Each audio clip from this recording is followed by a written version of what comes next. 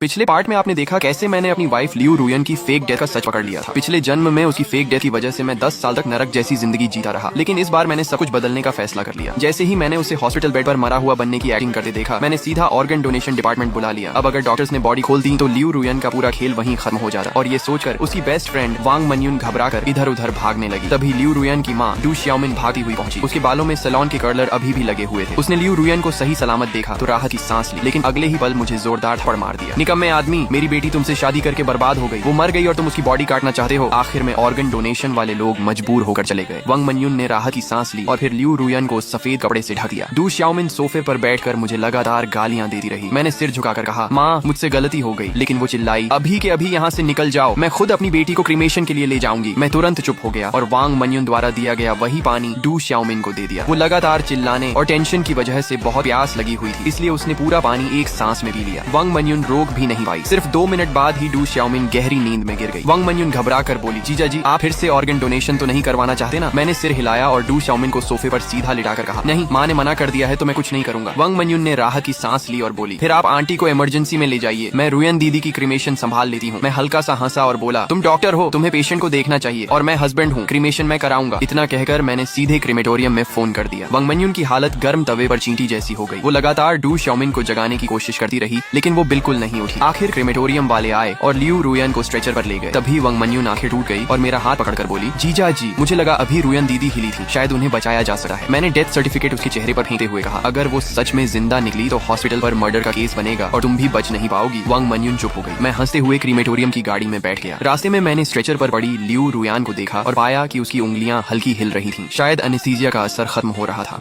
और उसे एहसास हो चुका था कि सच में उसका क्रीमेशन होने वाला है। मैंने ड्राइवर से कहा, भैया जल्दी चलाओ, मेरी सास मेरी वाइफ की बॉडी छीनना चाहती है, लेकिन मैं चाहता हूँ कि वो पूरी बॉडी के साथ जाए। ड्राइवर ने एक्सेलरेटर पूरी ताकत से दबा दिया। रास्ते में मुझे पिछले जन्म की याद आने लगी। 10 साल बाद जब मैंने लियू रुयन को सड़क पर देखा था, वो पहले जैसी जवान और खूबसूरत दिख रही थी। मैं उसे पहचानने के लिए उसके सामने भागा था। उसने काफी देर बाद मुझे पहचान कर हंसते हुए कहा था, सिर्फ 10 साल में तुम मेरे दादा से भी बूढ़े लगने लगे। मैंने कांपती आवाज में पूछा था, तुम मरी नहीं थी? वो हंसकर बोली, मैंने तुमसे छुटकारा पाने के लिए फेक डेथ की थी। तब मुझे सब समझ आ गया था। अगर वो डिवोर्स लेती तो उसे अपनी आधी प्रॉपर्टी मुझे देनी पड़ती और चीटिंग का बदनाम टैग भी लगा, लेकिन फेक डेथ करके उसने सारा कर्ज मेरे सिर डाल दिया और खुद नई पहचान के साथ अपने लवर जी बोदा के साथ रहने लगी। फिर वो हंसते हुए बोली थी, असल में हॉस्पिटल में मैं तुम्हारी सारी बातें सुन सकी थी, तुम्हारे रोने की आवाज आज तक नहीं भूली। तुम आदमी होकर हंस जैसी आवाज में रो रहे थे, बहुत मजेदार था। उसकी हंसी सुनते सुनते मैं सीने को पकड़कर गिर पड़ा था। जी बोदा बोला, जान ये आदमी कहीं स्कैम तो नहीं कर रहा, चलो यहाँ से। और दोनों मुझे मरता छोड़कर चले गए थे। अब